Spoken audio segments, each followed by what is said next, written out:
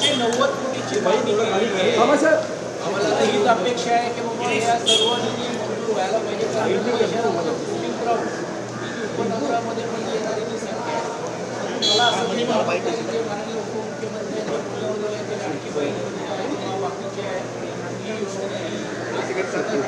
तरी अर्थमंत्र्यांकडनं किती निधी मिळेल हा एक प्रश्नचिन्ह निर्माण राहणार आहे. आम्ही विशेषतः मुंबई शहराच्या पर्यावरण, जुन्या इमारती, बीपीडीची जमीन ही आपल्याला जास्तीत जास्त रीतीने मिळाली पाहिजे. PAP काय जी आहे जे पुनर्विकास होतात त्या लोकांना मुंबई बाहेर जावं लागतो, त्याच्यातली घरं या मुंबई शहरामध्ये कसं तयार करून करता येईल, गिरणी कामगार असेल, पोलीस असेल, या लोकांसाठी हाऊसिंग स्कीम्स कशी निर्माण करण्याचं काम केलं पाहिजे, या सर्व बाबतीतली चर्चा आम्ही माननीय आमदार या नात्याने घेतली. आणि विशेषतः आरोग्यावरती केम हॉस्पिटलची दुरावस्था याच्याबद्दल अजय चौधरीजी बोललेत, जे बद्दल असेल अमीन पटेलजी बोललेत, काळीदास कोळंबकर आणि गिरणी कामगार मिल चाळीतला विषय आम्ही सर्वांनी मिळून घेतलं. साधक बाधक चर्चा झाली. उशिरा का होईना पालकमंत्री आले आणि या बैठकीची सुरुवात झाली. आणि मग अपेक्षा आहे की मुंबईचं मी जसं सांगितलं की वैभव आहे 21व्या शतकामध्ये आजही दुर्दैवाने आम्हाला लोकप्रतिनिधींना वॉटर, गटर, मीटरसाठी जिल्हा नियोजनमध्ये येऊन बोलावं लागतो. ही दुरवस्था आहे. आणि सारखा असलेला हा शहर यामध्ये आजही नागरिक अभावी अशा गोष्टी असता, नागरिक सुविधा अभावी असता कामा नये. हा देखील प्रश्न ऐरणीवरती मी मांडण्याचं काम केलं.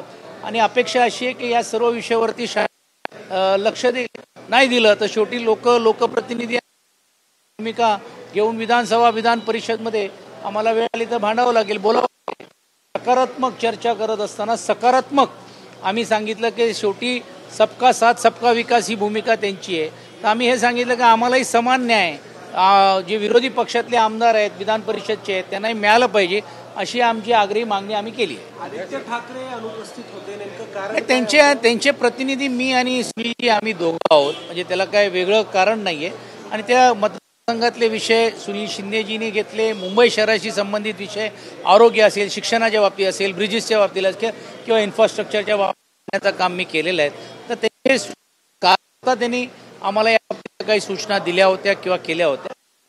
त्यात काय वेगळं अर्थ. शिंदे पालकमंत्री आहेत म्हणून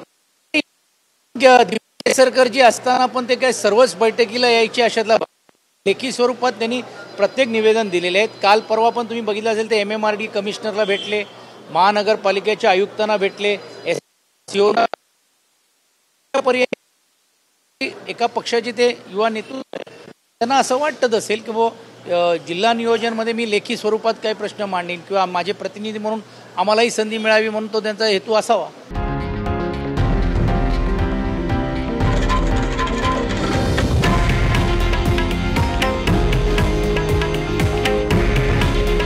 हे आहे देशातील नंबर 1 न्यूज नेटवर्क आणि आपण पाहत आहात TV9 मराठी.